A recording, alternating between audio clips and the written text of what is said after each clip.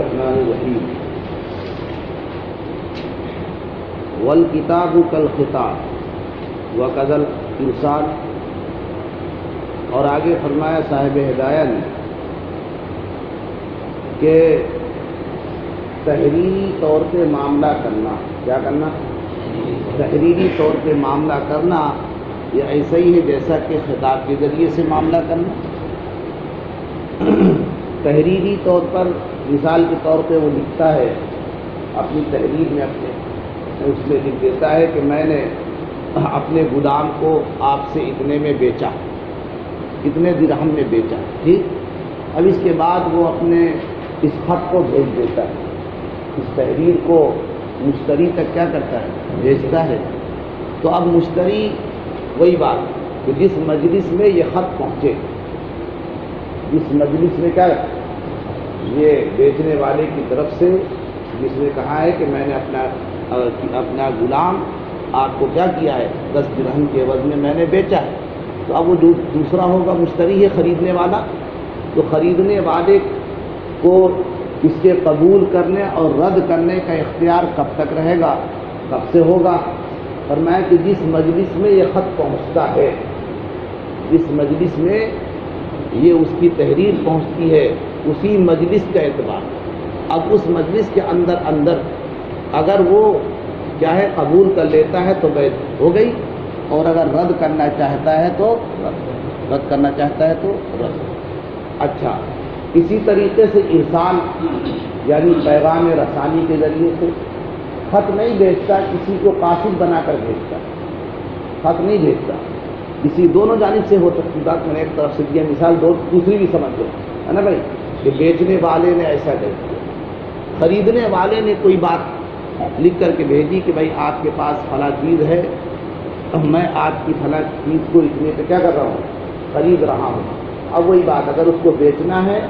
تو جس مجلس میں یہ خط پہنچا ہے اسی مجلس میں کیا کرے، وہ یا تو قبول کرے یا تو رد کرے، یا تو قبول کرے یا تو رد کرے۔ یہ وقفے کا اعتبار نہیں ہوگا بھائی وہ 10 دن میں خط پہنچتا ہے، یہ نہ کہا جائے گا 10 دن گزر گئے خیار ختم، نہیں، خیار تو وہاں سے اس کا شروع ہوگا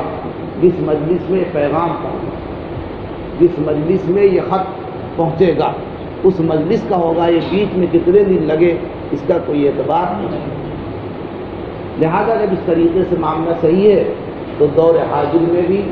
اب ٹیلی فون اور انٹرنیٹ کے ذریعے سے بھی کیا ہوگا، معاملہ درست ہوگا۔ لیکن پھر کیا ہوگا، وہی بات کہ جس مجلس میں آپ بات اور گفتگو کر رہے ہیں یا جہاں آپ کو یہ میسج پہنچ رہا ہے اسی مجلس کا کیا ہوگا، آپ اسی میں اگر اس میسج کا جواب ہاں سے کرتے ہیں تو صحیح ہو جائے گا، اور نہ سے کرتے ہیں تو کیا ہو جائے گا، رد، ٹھیک ہے نا۔ لیکن بیع کے جواز میں کوئی شک و شبہ، کیونکہ اس کی مثال ماضی، زمانے ماضی میں ارسال اور کتابت سے دی جاتی ہے۔ کیسے دی جاتی ہے؟ جو دور حاضر کے یہ نیٹ اور میسج سے ہم آہنگ ہیں، ملتی جلتی ہوئی کیا ہے یہ مثالیں۔ تو فرمایا صاحب ہدایہ نے کہ اور کتابت یعنی تحریر، کتاب بمانا کتابت، خط، چلو خط کہہ دو، کتاب، خط کو کتاب اور کتاب کو خط ایسا بولا جاتا ہے نا بھائی۔ اور خط بھیجنا ایسا ہی ہے جیسا کہ کسی حاضر آدمی سے خطاب کرنا، حاضر سے کیا کرنا، جس طرح آپ آمنے سامنے ہو کر کے معاملہ کرتے ہیں ایسے ہی خط سے بھی معاملہ درست ہے، ایسے ہی تحریر بھیج کر کے بھی معاملہ صحیح ہے۔ اور وکذا الارسال، اور اسی طریقے سے پیغام رسانی سے بھی کیا ہو جائے گا، ارسال مانا وہی پیغام رسانی، قاصد بھیج دینا، اس سے بھی ہو جائے گا۔ اب اس مجلس کا اعتبار ہوگا، معاملہ تو دونوں سے صحیح ہے، یعنی خط سے بھی معاملہ صحیح ہے، بیچ میں کسی آدمی کو ایلچی بنا کر پیغام رسا بنا کر بھیجے تو بھی صحیح ہے، اور آج کے دور کے اعتبار سے یہ ذریعہ کہہ کا اپنا ہے ٹیلی فون کا، انٹرنیٹ کا، یہ بھی کیا ہے صحیح۔ حتی اعتبر مجلس بلوغ الکتاب و اداء الرسالہ، حتیٰ کہ کتاب یعنی خط کے پہنچنے اور پیغام کے ادا کرنے کی مجلس کا اعتبار ہوگا۔ اس کا اعتبار ہوگا، خط جہاں جب پہنچے گا، یہ بیچ کے اوقات یا جو اوقات گزر گئے یا جو وقفہ گزر گیا اس کا اعتبار نہیں ہے۔ اب کہاں وہ مجلس مانی جائے گی؟ جبکہ دوسرے عاقب پر ہے نا بھائی، اس کے پاس جس وقت خط پہنچ رہا ہے، جہاں پہنچ رہا ہے اس مجلس کے، جہاں پیغام اس کو دینے والا دے رہا ہے اس مجلس کے اعتبار، بیچ میں کیا ہے اس سے کوئی بحث نہیں۔ اور میں حتیٰ کہ خط کے پہنچنے اور ادائے رسالت کی مجلس کا اعتبار کیا جائے گا، ادائے رسالت کی مجلس کا کیا کیا جائے گا؟ اعتبار۔ وَلَيْسَ لَهُ أَن يَقْبَلَ فِي بَعْضِ الْمَبِي وَلَا أَن يَقْبَلَ الْمُشْتَرَى فِي بَعْضِ الثَّمَنِ۔ آگے بتایا کہ معاملہ چونکہ ایک مجموعے کا ہو رہا تھا، کس کا ہو رہا تھا؟ تو اب یہاں پر ایجاد کرنے والے نے ایجاد کر دیا، ایجاد کرنے میں میں نے اپنی کتاب آپ کو بیچی، ٹھیک ہے، یا یہ کہ میں نے کہا کہ میں نے اپنا موبائل اور کتاب یہ آپ کو 1000 میں بیچا، دو چیزیں بیچی۔ تو اب یہ بہرحال آپ کو قبول کرنے کا اختیار ہے، لیکن اس کو یعنی مشتری کو اس بات کا اختیار نہیں کہ بعض مبی کو قبول کرے اور بعض مبی کو قبول نہ کرے۔ وہ کہے میں نے موبائل تو لے لیا، کتاب نہیں، کیوں؟ اس لیے کہ میں نے مجموعی جو ثمن متعین کیا تھا وہ 1000 دونوں کا ہے، 1000 میں دونوں چیزیں دی۔ ہاں اگر میں یہ کہہ دیتا کہ 800 روپے کا موبائل ہے اور 200 روپے کی کتاب، ایسا بولتا ہے، اب ان کو میں بیچ رہا ہوں تو ایسا جب میں اس طرح الگ الگ کر دوں گا تو پھر قبول کرنے میں کوئی حرج، ہاں بھائی میں نے 800 کا موبائل لے لیا، کتاب کی ضرورت، لیکن جب میں مجموعی طور پہ دونوں کا ثمن بیان کرتا ہوں اور ہر ایک کا علیحدہ علیحدہ ثمن بیان نہیں کرتا تو پھر مشتری کو یہ اختیار نہ ہوگا کہ بعض کو قبول کرے اور بعض کو قبول، کیوں؟ اس لیے کہ یہاں پر دونوں مل کر کے ایک صفقہ بن گیا۔ کیا بن گیا؟ دونوں مل کر، بھائی میرا ایک معاملہ، صفقہ کہتے کس کو ہے؟ صفقہ، فتح کے ساتھ صفقہ۔ صفقہ اصطلاح فقہا میں کہتے ہیں ضرب الید علی الید فی البیع والشراء، اصل تو لفظی معنی ہے بیع شراء میں ہاتھ کو ہاتھ سے مارنا، کیونکہ یہ عام تجار کی عادت تھی اور آج بھی کہیں کہیں ہے، جب معاملہ طے ہوتا تو چلیے ایسا بولتے تھے، ہاتھ پہ ہاتھ مارنے کو اصل میں صفقہ کہتے ہیں، کہ جب معاملہ طے ہو جائے، کیا ہو جائے تو وہ ہاتھ پہ ہاتھ کو مار کر کے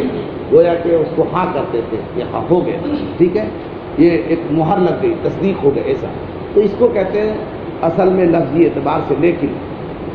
وہ کہا کہ اصطلاح میں صفقہ کہتے ہیں کہ ایک معاملہ مجموعی طور پر کسی ایک معاملے کو مکمل کرنا، ایک پر دوسرے کو لگا دینا، یہ صفقتین کہلاتا ہے، اور صفقۃ بین الصفقتین یہ ممنوع ہوتا ہے۔ معاملہ ایک چل رہا تھا اسی میں دوسرے معاملے کو لگا دیا آپ نے، یہ کیا ہے؟ یہ ممنوع ہے۔ کیسا ہے؟ یہ ممنوع ہے۔ صفقہ بین الصفقتین کیا ہوتا ہے؟ ممنوع۔ تو اب چونکہ اس نے معاملہ ایک کیا تھا، وہ چاہتا تھا کہ میری کتاب میرا موبائل 1000 میں بک جائے، یہی تو مقصد ہے نا اس کا۔ اب آپ اگر اس کا موبائل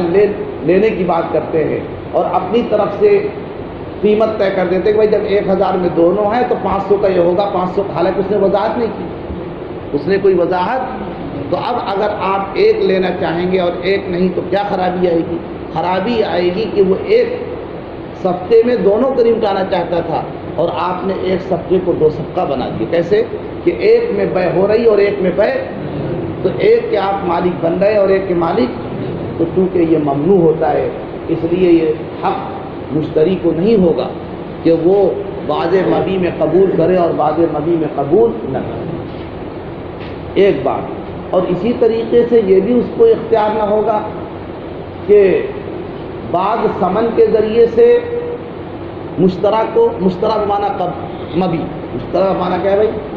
کبھی کبھی مبی کو مشترک بھی بولتے ہیں، کیا کہتے ہیں؟ مشترک، وہ چیز جس کو خریدی جائے، اور کس کو خریدا جاتا ہے؟ وہ مبی، تو مبی کو مشترک بھی بولتے ہیں۔ تو یہ مغالطہ ہو جاتا ہے کہ مشترک کو مشتری لوگ پڑھ دیتے ہیں، کبھی کبھی مشترک بھی آتا ہے، کیا آتا ہے؟ تو یہاں پر ولا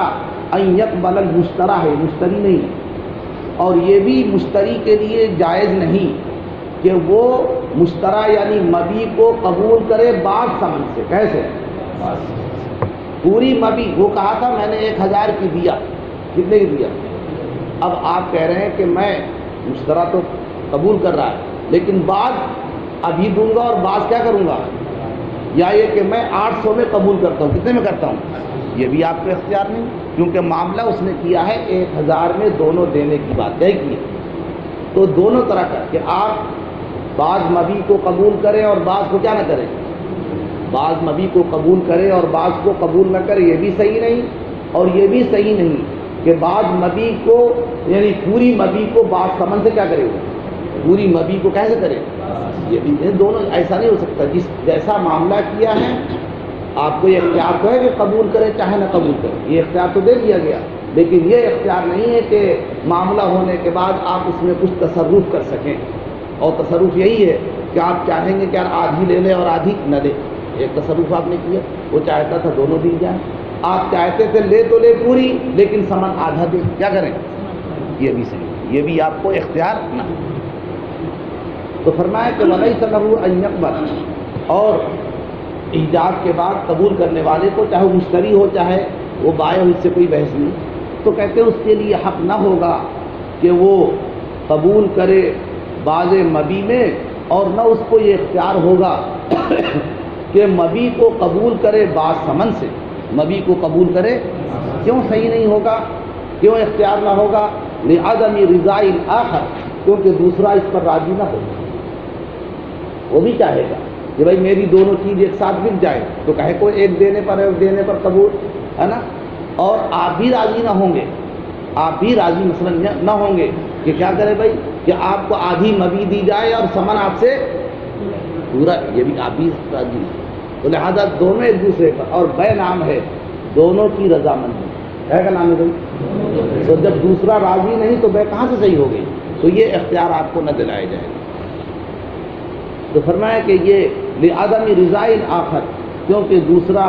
راضی نہیں ہے، دوسرے کی عدم رضا کی وجہ سے، بتفرق الصفقہ، دوسری کی رضامندی کیوں نہیں، فرمایا کہ صفقہ کے متفرق ہو جانے کی وجہ سے، کیا وجہ سے متفرق ہو، وہ چاہتا تھا میرا ایک ساتھ بک جائے، کیا چاہتا تھا، بار بار کے جھمیلے میں کون پڑے گا، اور آپ کیا کہہ رہے ہیں موبائل تو لیے لے رہا ہوں کتاب چھوڑ دو، تو وہ راضی نہیں ہے، وہ چاہتا تھا کہ ایک ہی معاملے میں سب نمٹ جائے ایک بار۔ پھر یہ کہ معاملہ کے متفرق ہونے میں کبھی بائع کا نقصان بھی ہوتا ہے کہ دونوں ایک ساتھ میں بک سکتی ہے، اب اگر موبائل بک گیا فرض کر لو تو کتاب الگ سے بیچنا مشکل ہے۔ میں نے ایک مثال جیسا مبی کچھ ایسی ہوا کرتی کہ شامل ہو کر کے بک جائیں گے، شامل ہو کر کے کیا ہے، اور چھانٹ کر اگر بیچنا چاہیں گے، مثلا فرض کر لو کچھ اچھا گندم ہے اور کچھ ردی قسم کا گندم ہے، کیسا ہے، اب اگر آپ اچھے کو ردی سے ہٹا دو، اچھے کو ردی سے کیا کر دو، تو کون بکے گا، اور ردی والا،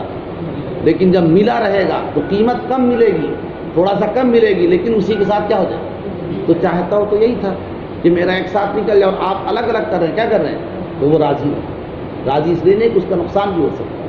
کہ وہ اچھی تو تم لے جاؤ گے، بچے گا ردی، تو ردی کا بعد میں الگ سے بیچنا کیا ہو جائے، مشکل ہو جائے، اس لیے وہ راضی ہے، بیچنے پر وہ راضی، جب راضی نہیں تو آپ کو اس کا اختیار بھی نہیں، آپ کو اس کا اختیار بھی تو فرمایا کہ اس وجہ سے یہ اس کا اختیار نہ ہوگا کیونکہ دوسرا راضی نہیں ہے صفقہ کے متفرق ہونے کی وجہ سے۔ کیوں دوسرا راضی نہیں، صفقہ یعنی معاملہ کیا ہو رہا ہے یہاں پر، متفرق ہوا جا رہا ہے، وہ چاہتا تھا ایک میں بکے، ہاں یہ اس وقت، اب یہ استثناء آیا کہ اس وقت ہو سکتا ہے، یعنی اس کو اختیار مل جائے گا الا اذا بین ثمن کل واحد، کہ جب کہ وہ ہر ایک کا ثمن علیحدہ علیحدہ بیان کرے، پھر صحیح ہو جائے، کیونکہ وہ اگرچہ ایک ساتھ لے کر آیا ہے لیکن مانن متفرق، وہ کہتا ہے 1000 کا موبائل، 800 کا موبائل، 200 کی کتاب، تو اس کے معنی کیا بتاتے ہیں، وہ ایک ساتھ نہیں بلکہ یہ الگ ہے یہ الگ ہے، تو چونکہ وہ خود ہی متفرق کیے ہوئے، کیا کیے ہوئے، تو پھر آپ کو متفرق طور پہ لینے میں کوئی حرج کی بات نہیں، تو اللہ سے اسی بات کا استثناء ہے، بات سمجھا گئی نا بھائی، ہاں مگر یہ کہ جب کہ کیا کرتے ہو کہ ان میں سے ہر ایک کے ثمن کو علیحدہ طور پر کیا کر دیتا ہے، لایا تو سب کو ایک ساتھ بیچنے لیکن سب کا علیحدہ علیحدہ، بھائی 1000 میں دونوں دیں گے،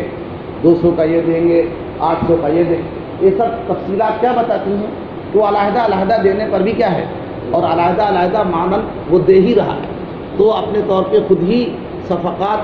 کر چکا ہے، یعنی متفرق صفقے کر چکا ہے، کیا ہے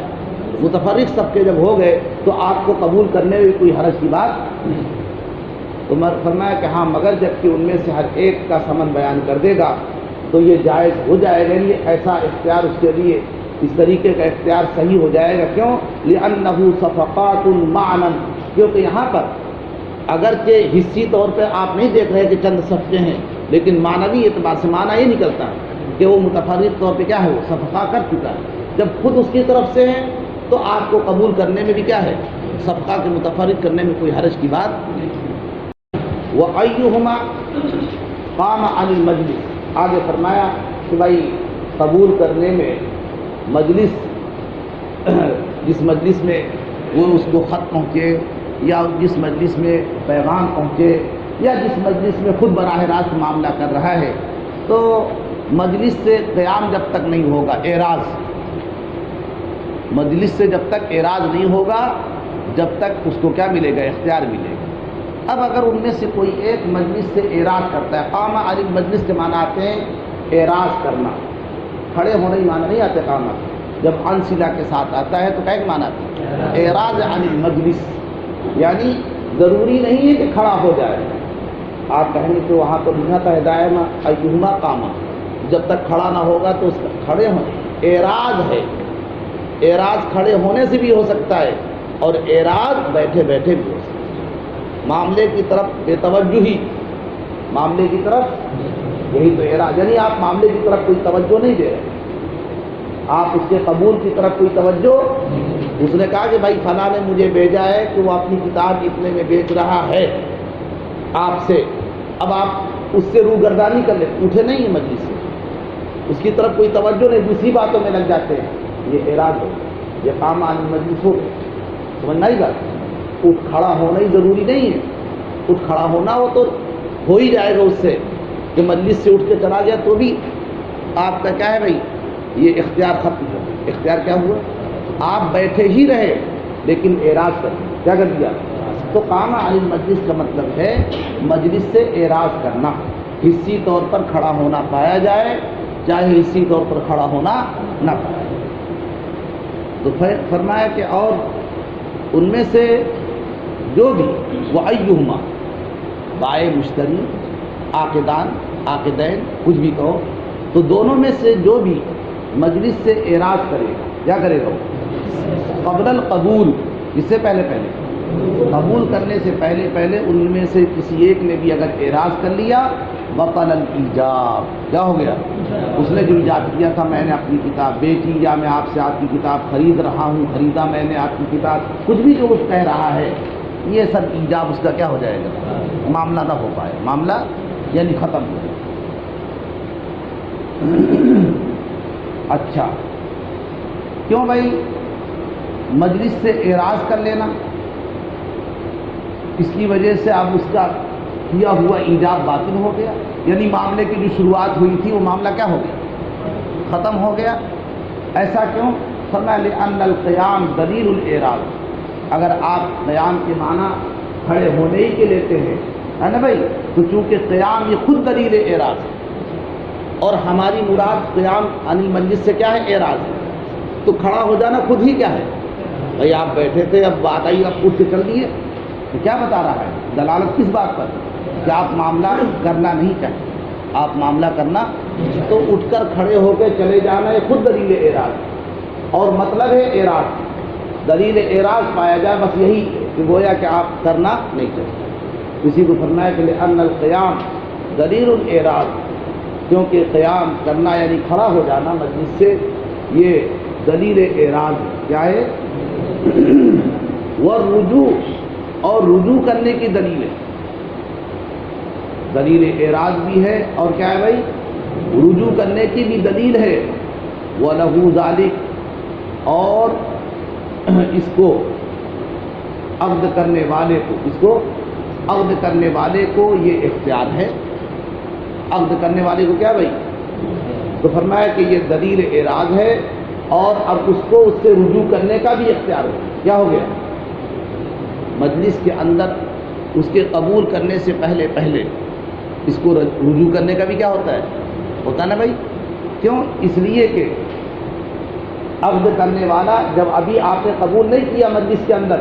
تو قبول سے پہلے رجوع کر لینے میں آپ کا کوئی حق نہیں لگا، آپ کا کوئی حق اس کے ساتھ، اور غیر کے حق کو باطل کرنا یہ ممنوع ہوتا ہے، اپنے حق میں تصرف کرنا یہ ممنوع نہیں ہوتا۔ اسی کو فرمایا کہ کیونکہ قیام کھڑا ہو جانا یہ اعراض کی دلیل ہے، وہ رجوع اور کہے کی ہے، اور رجوع کرنے کی دلیل ہے، یعنی گویا کہ وہ رجوع بھی کر سکتا ہے، دونوں کی دلیل ہے کہ اعراض سے پہلے پہلے اب جائے قبول سے پہلے پہلے وہ رجوع بھی کر لے، اور کھڑا ہو جانا گویا کہ معاملہ کرنا نہیں چاہتا اور اس معاملے سے رجوع کر وَلَهُ ذَلِكَ ہے نا بھائی، اور اس کو یعنی عقد کرنے والے کو اس کا اختیار حاصل، اس کو اس کا اختیار حاصل عَلَى مَا ذَكَرْنَا، اسی دلیل کی وجہ سے جو دلیل ابھی ہم نے کیا کر دیا ہے،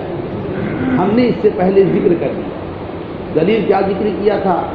دلیل اس سے پہلے ہماری یہی ذکر کی گئی تھی کہ بھائی چونکہ جب ایک آدمی نے ایجاد کیا اور دوسرے نے ابھی قبول نہیں کیا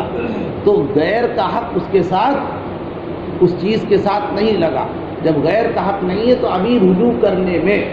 غیر کے حق کو باطل کرنا لازم، یہ پہلے اس سے پہلے اسی کی طرف اشارہ عَلَى مَا ذَكَرْنَا، اسی دلیل کی طرف جو ابھی ہم نے کیا کر دیا بیان۔ وَإِذَا حَصَلَ الْإِيجَابُ، ایک اور پڑھیں، فرمایا کہ اور جب ایجاب و قبول دونوں حاصل ہو جائیں گے، کیا ہو جائیں گے؟ یعنی ایک نے ایجاب کر دیا دوسرے نے قبول کر دیا، تو اب لازم البیع، اب بیع کیا ہو گئی؟ یعنی ہر ایک کو دوسرے پر اپنا اپنا حق دینا لازم ہے۔ اب ولا خیار لواحد منہ، اب کسی کو کوئی اختیار نہ ملے، ہاں مگر دو اختیار رہ جائیں گے۔ اختیار کی کئی قسم بتائی نا، 4 قسم بتائی تھی، تو فرمایا کہ 2 رہ جائیں گے، ایک خیار رویت باقی رہ جائے گا اور ایک خیار عیب باقی رہے گا۔ کیوں؟ اس لیے کہ معاملہ کرنے کے بعد کبھی گھر جا کے اچھی طرح آدمی دیکھتا ہے تو عیب نظر آتا ہے، اور اس نے سمن دیے ہیں اس چیز کے مقابل جس کو صحیح سالم اس کا معوض ملے۔ یہ بس کیوں ملے؟ اور 1000 کا جو اس نے موبائل خریدا تو 1000 کس چیز کا عوض ہے؟ یہ اس چیز کا عوض ہے کہ میرا معوض صحیح اور سالم مجھے ملے۔ اب اگر اس میں عیب ہے تو گویا کہ اس کا معوض صحیح اور سالم نہیں، اسے اختیار، اسے کیا ہے؟ تو خیار عیب ملے گا، خیار رویت ملے گا، بغیر دیکھے خرید لیا تھا، کیا کر لیا تھا؟ معاملہ ہو گیا، کوئی بات نہیں۔ جب دیکھنے کے بعد پسند نہ آئے، شاید وہ چیز اس کے پاس رہی ہو پہلے سے، آپ نے بتایا تھا تو اس کے بعد سمجھ میں نہیں آئی تھی، دوسرا سمجھ رہا تھا، تو خیار رویت۔ باقی اب یہ خیار قبول نہیں ملے گا، نہ خیار شرط ملے گا، کیونکہ خیار شرط پہلے معاملہ قبول کرنے سے پہلے کیا جاتا، اور آپ نے کوئی شرط نہیں لگائی، آپ نے کوئی شرط، تو 2 خیار نہیں مل سکتے، نہ خیار شرط اب رہ گیا نہ خیار قبول رہ گیا، 2 رہ گئے، کون کون؟ خیار عیب رہ گیا اور خیار ولا خیار لواحد منہما، اور ان میں سے کسی ایک کو کوئی اختیار باقی نہ ہوگا، الا من عیب او عدم رویت، ہاں ایک خیار ہوگا، وہ کیا ہے؟ یا تو عیب کی وجہ سے یا عدم رویت۔ وقال الشافعی رحمہ اللہ تعالی، امام شافعی رحمہ نے فرمایا کہ یثبت لکل واحد منہما خیار المجلس، وہ کہتے ابھی بھی ایک نے کہہ دیا بیچا،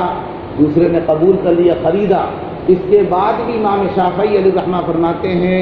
کہ ان میں سے ہر ایک کو ابھی بھی خیار مجلس باقی ہے۔ معاملہ کرنے کے بعد بھی اگر کہتے مجلس ختم نہیں ہوئی تو ابھی مجلس کے اندر پھر کیا کر سکتے ہیں؟ کون کہہ رہا ہے یہ؟ اور ہمارے ایسا نہیں، ہمارے ہاں جیسے ہی معاملہ ہوا مجلس کا معاملہ ہی ختم۔ مجلس کا اعتبار کب تک تھا؟ جب تک کہ قبول نہیں تھی، اور جب قبول ہوا تو مجلس، ان کے ہاں قبول کرنے کے بعد بھی اگر مجلس باقی ہے تو ابھی بھی کہتے ہیں دوسرے کو کیا کر سکتے ہیں؟ الٹا پلٹی کر سکتے ہیں۔ وہ کون کہتا ہے؟ امام شافعی۔ یہ فرماتے ہیں کہ ان میں سے ہر ایک کو خیار مجلس رہے گا، اور وہ استشہاد اور استدلال کرتے ہیں ایک روایت سے جس کو صحاح ستہ، یعنی کیا ہے کتب ستہ میں جس کو بیان کیا گیا وہ روایت ہے۔ وہ کیا ہے؟ نبی علیہ الصلوۃ والسلام کے ارشاد بقولہ علیہ السلام المتبایعان بالخیار ما لم یتفرقا، کہ نبی علیہ الصلوۃ والسلام کا فرمان ہے کہ المتبایعان، وہ متبایعان یعنی بیع اور شراء کرنے والے، متبایعان ہے نا، تو اس میں فاعل کی شکل میں کرنے والے حال ہوتا نہیں، اس میں فاعل حال ہے، وہ جو دونوں معاملہ کرنے والے، بائع اور مشتری، بائع اور، تو وہ جو دو معاملہ کرنے والے ہیں وہ ان کو اختیار رہے گا جب تک وہ جدا نہ ہو، جب تک وہ، اور یہ تفرقہ کی تفسیر کرتے ہیں بالابدان، کیا کرتے ہیں وہ،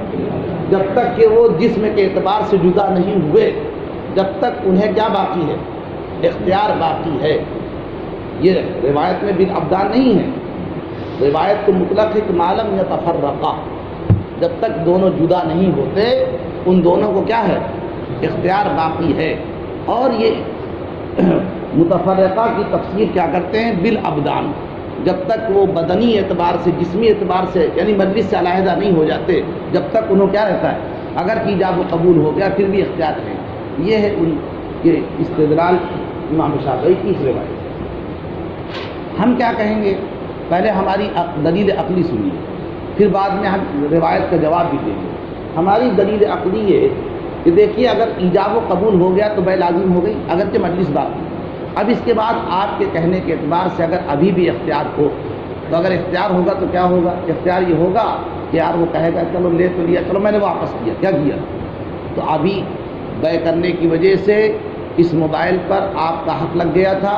اور آپ کے پیسے پر اس کا حق ہو گیا تھا، دونوں کیا کریں۔ اب اگر آپ کو ابھی بھی لوٹانے کا حق دیا جائے تو آپ یہ موبائل دیں گے تو اس سے پیسہ لیں گے نا، تو آپ گویا کہ اس کا حق جو پیسے سے لگا ہوا ہے اس کے حق کو باطل کر رہے ہیں، کیا کر رہے ہیں آپ، اور آپ کا حق وہ باطل کر رہا ہے کہ موبائل لے رہا ہے، کیا کر رہا ہے، یہ تو ہو رہا ہے نا۔ تو غیر کے حق کو باطل کرنا لازم آتا ہے، کیا آتا ہے یہاں تک،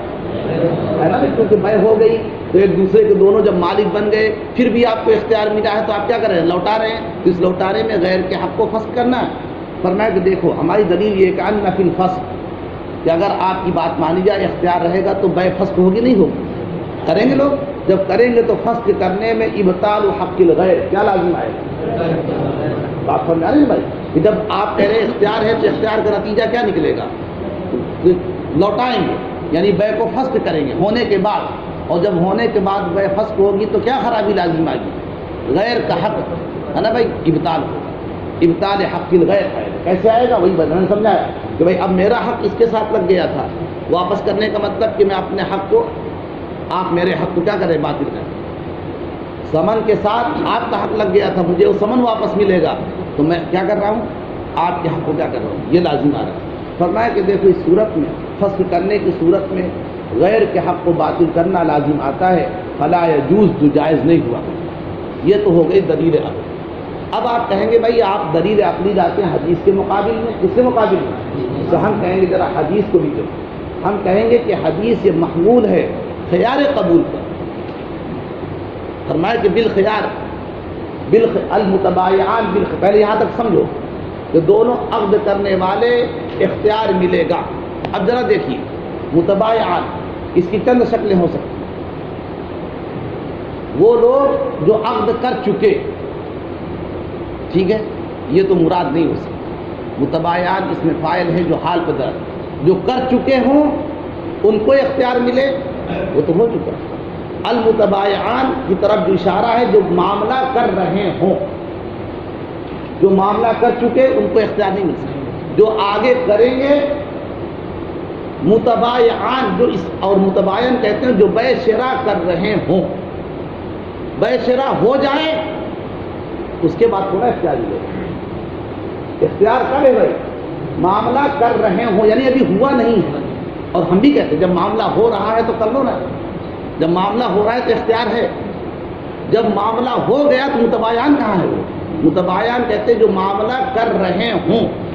اور جس وقت تک معاملہ ہو رہا ہے تو مکمل نہیں ہوا، جب نہیں ہوا جب تک آپ کیا کر سکتے ہیں، ہمارے یہاں بھی اختیار، ہم کہہ رہے ہو جانے کے بعد، ہم تب کہہ رہے ہیں ایجاب کر لیا، قبول کر لیا، اب یہ متبایعان نہ رہے، متبایعان کب تک کہلائیں گے، معاملہ جب تک ہو رہا ہو، ہونے کے بعد متبایعان کہاں، تو حدیث میں متبایعان جو آیا ہے وہ حالت مباشرہ ہے، یعنی دونوں کے عقد کرنے کی حالت، اور عقد کرنے کی حالت میں ہم بھی کہتے ہیں کہ جب تک ایجاب قبول نہیں ہوا معاملہ میں دونوں لگے ہوئے ہو کیا مل جائے گا، لیکن جب معاملہ ہو گیا نہ تو متبایعان ہے نہ اختیار، نہ متبایعان ہے اور نہیں گا۔ پھر آپ کہیں گے یہاں تک تو آپ نے سمجھا دیا، لیکن حدیث میں معلوم یتفرقا، اس کا کیا جواب دیں گے؟ جب تک دونوں جدا نہ ہوں تو ہم کہیں گے آپ نے بالابدان مراد لیا ہے، ہم مراد لیتے بالاقوال۔ کیا مراد لیتے؟ اپنی اپنی مراد ہے کہ جب تک کہ وہ اقوال سے جدا نہ ہو، اور یہاں جب معاملہ ہوا تو اقوال جدا ہو گئے، ایک نے کہا قبل تو، ایک نے کہا اب اقوال کے اعتبار سے یتفرقا، کیا ہو گئے؟ اور جب تک قبل تو نہیں ہوا تھا، جب تک وہ جدا نہیں ہوئے تھے، جب تک اختیار تھا، لیکن جب اقوال قبل تو کہا تو پھر کیا ہوا؟ یتفرقا۔ تو حدیث کے معنی تو ہم بھی بیان کر رہے ہیں، نہیں کر رہے؟ تو اسی کو فرمایا کہ اور حدیث محمول ہے علی خیار القبول، کہے پر خیار قبول پر ہی ہے، اور اسی کی طرف حدیث میں اشارہ ہے، اسی کی طرف۔ کیوں؟ فإنہما متبایعان حالت المباشرہ، کیونکہ دونوں کے دونوں متبایع کب ہوں گے؟ معاملہ کرنے کے، حالت المباشرہ، جب معاملہ ہو رہا ہو، تا بعدہا، نہ کہ اس کے بعد۔ ایک بات، او یحتملہ، یا حدیث کسی کا احتمال رکھتی ہے کہ حدیث میں کئی محتمل ہے نا بھائی، تو حدیث کا احتمال یہی ہے کہ جب تک وہ کیا ہے جدا نہیں ہوئے، یعنی معاملہ مکمل نہیں ہوا، اس وقت تک خیار ہوگا، اور جب معاملہ ہو جائے گا تو اختیار نہیں رہے گا۔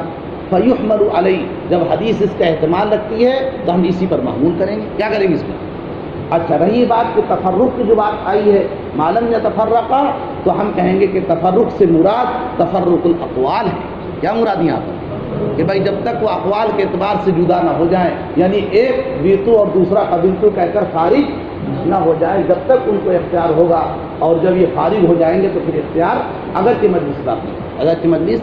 واللہ